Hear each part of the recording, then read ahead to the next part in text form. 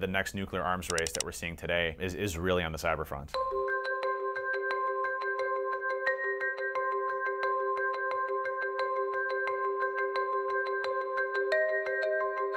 One of the most devastating attacks that I think I could imagine would be hitting multiple areas. Targeting our financial industry where you couldn't withdraw money from the ATM, you couldn't transfer money, all your balances show zero. That would cause complete chaos here in the United States, almost immediately across the board. The U.S. economy is a significant backbone to the rest of the world. It would have a devastating effect across the globe, but we also have a number of controls in place to try to protect financial institutions, and we're so decentralized, so we have all these different big banks.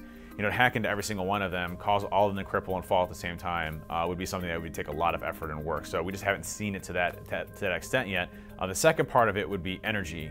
The ability to take down our energy infrastructure and not actually be able to conduct operations or work. A lot of energy companies are really taking security extremely seriously, but it's going to take a significant amount of time because you're talking about energy plants that haven't been updated in years and years and years, and to put security around that takes a lot of time, investment, money, and effort. And it's not something that you install a couple pieces of software and you're all set. You're talking major re-architecture of how power plants work and how the build processes work and all those other things that happen in those environments. It's a significant undertaking.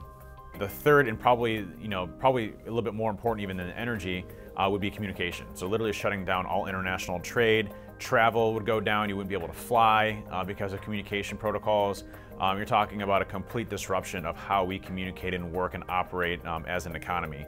For communications, we've been mostly on satellite communications. For global communications, we have fiber run underneath the seas and everything. But for the most part, you can disrupt a significant portion of our communications by going after them and taking those down. So absolutely feasible and possible.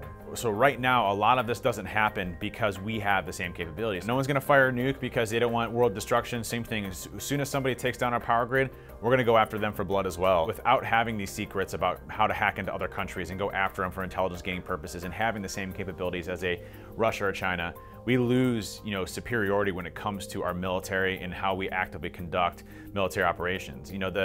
The days of having the most advanced military are out the window.